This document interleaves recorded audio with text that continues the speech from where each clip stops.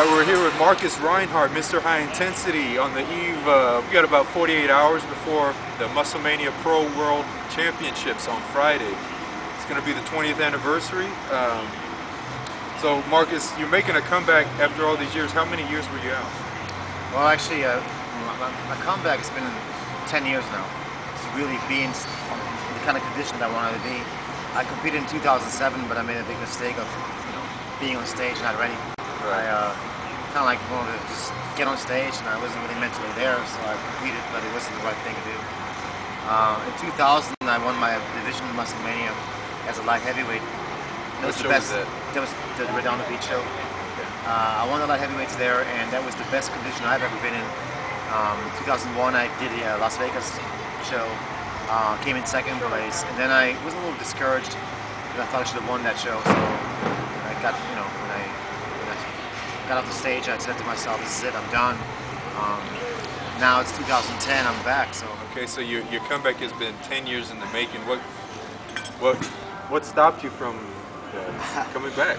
You just got burned out? Or? Well, the main thing is for me is I moved from Los Angeles, the mecca of bodybuilding, as we all know it, to Las Vegas, which is it's a place, it's a crazy place. You get a lot caught up in a lot of things, out there training, but you're not really there. You're sort of like, of course, also not just that you're out there partying and training, but I have also a business that I started up here, which is my company, Bodybuilder.us, my training business. So when I started doing that, I got very involved and very busy. I wanted to dedicate everything towards my business and not, being sidetracked by competitions. But now I'm 40 years old, so I thought maybe it's a good time to get back and prove to myself one more time that I can do this. You chose the World Championships. Have you been keeping track of any of the guys, of any of the hype? You see Ulysses all over the posters. Yeah. He's poster boy. You see Jeff Beckham. He's actually been keeping a low profile. I'm not sure if you're familiar with Jeff Beckham, but he's quite an animated character. Yeah, I've met him actually in Miami at that competition where I was not, Universe? Yeah, the Universe. For me, the main thing, and then that's something that I've learned throughout years of competing, is that you don't really focus on anyone else except yourself. The main thing for me is to dial in my shape and my condition and beat the old version of what I was before, which is always trying to improve myself. And if I can be better than I was before, then I already won the show for myself. Now you can't really, the outcome of the show is always up to the judges. It's up to whoever is up there sitting there and judging it. And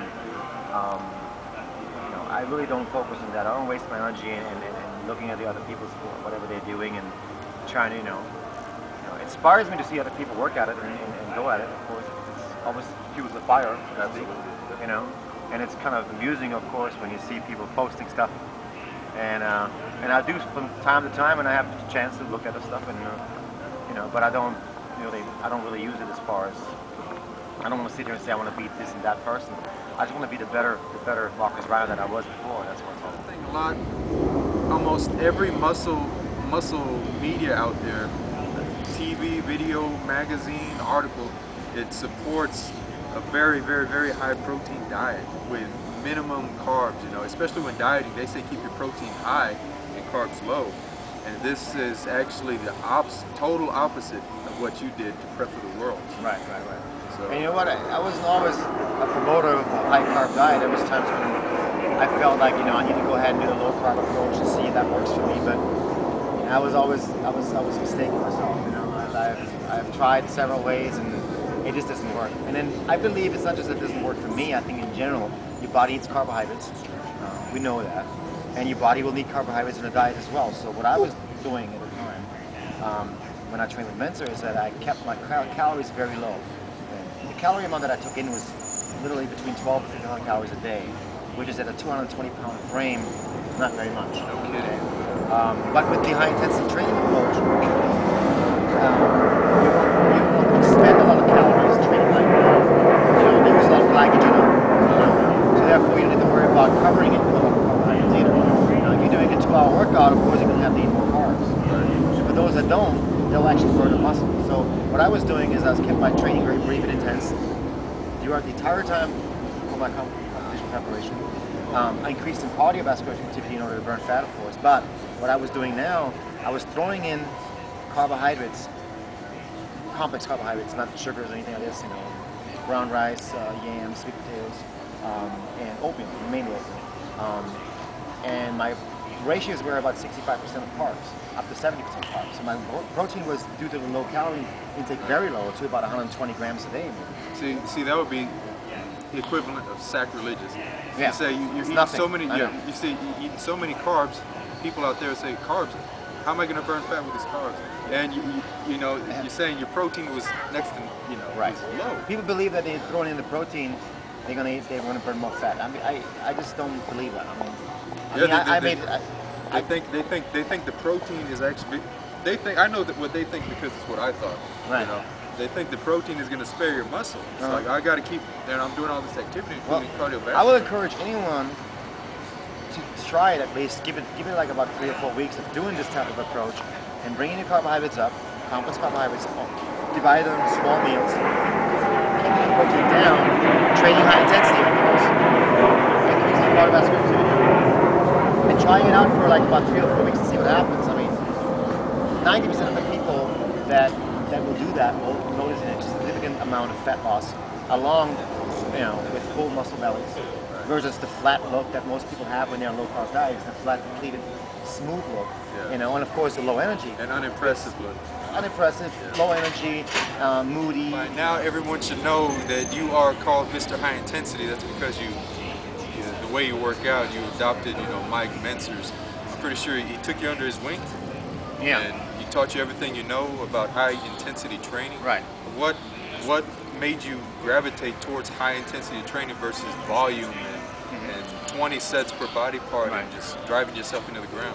Well, back in the days when I trained before Mike, I was never really high volume trained. I was always kind of like a lazy ass in the gym, so to speak, which kind of saved me, and I think that it made me, you know, get better results that way. I've always had a very short, brief, intense way of training, but it was never as extreme as what Mike taught me. And when I met Mike in 96, you know, we took it a step further, and he really taught me a lot about, you know, the ideal way to train. And when I started adapting his ideas and training under him, things started to really happen. I mean, my body started changing, and you know, it only made sense to train like this. And ever since, I've just all I've been doing. You know, so if I remember correctly, high intensity training, you use maybe 1 or 2 sets. What kind of a mindset does it take? Because me, I know that I work out pretty hard, but I do 3 or 4 sets. Right. To be able to put everything you got mentally, physically into 1 or 2 sets, what kind of a mindset? Well, the mindset that you have is something you have to actually learn. You require that. You don't just go in there and train like this. That's why most people fail. They don't give them enough time to really, you know, learn how to train that intense. So it takes a little while to get used to it.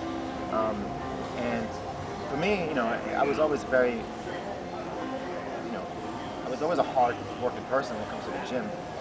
But again, like I said, I didn't want to train long. So for me, it was natural that this is what I was going to be. So my mindset is, I go into the gym, I warm up. Once I'm done with that, I don't want to waste any more energy, and I do 1 set of failure. Once that set of failure is completed, there's a need to do a second set of failure, because the growth machinery is already triggered. Right. So any other set or volume besides that will only interfere in my growth process. Right. So it'll be counterproductive. Counterproductive, yes. So. But that doesn't mean I only do 1 set. That means I do 1 set per exercise, which sometimes adds up to 3 or 4 exercises per muscle. Right. So you could say I do about 3 or 4 sets. However, there's different exercises involved. Right. You know, when you see me warming up, I warm up with a very light weight. You know, so if somebody goes into a gym nowadays and you see people coming in there, they do 4 sets of bench press. Right. They'll do a first set very light, usually with 1 plate. That's inconvenient for most people. They throw in maybe like another quarter on each side, do another set of 12, and then throw in another quarter. So I try to avoid all those sets where they're actually burning themselves out already. You know? I get 1 set done, nice, slow, controlled. I'm ready to go. I put on the weight that I can control, and I can, you know, move over 6 to 12 repetitions. And since I'm working at such a slow cadence, I'll never get injured. I've never been injured in my entire life. My main thing is right now is to focus on my business. I'm thinking about opening a gym here in Las Vegas, a small training facility, a high-intensity training facility for private members only, that is one-on-one. And you're looking to cater to more bodybuilders or No. fitness? Well, I mean, anybody can train there, anybody, but generally the general public, you know, people that want to be in shape, and people that don't have time to get in shape. People that say, you know, I'm a busy executive, I don't have 2 hours a day to train.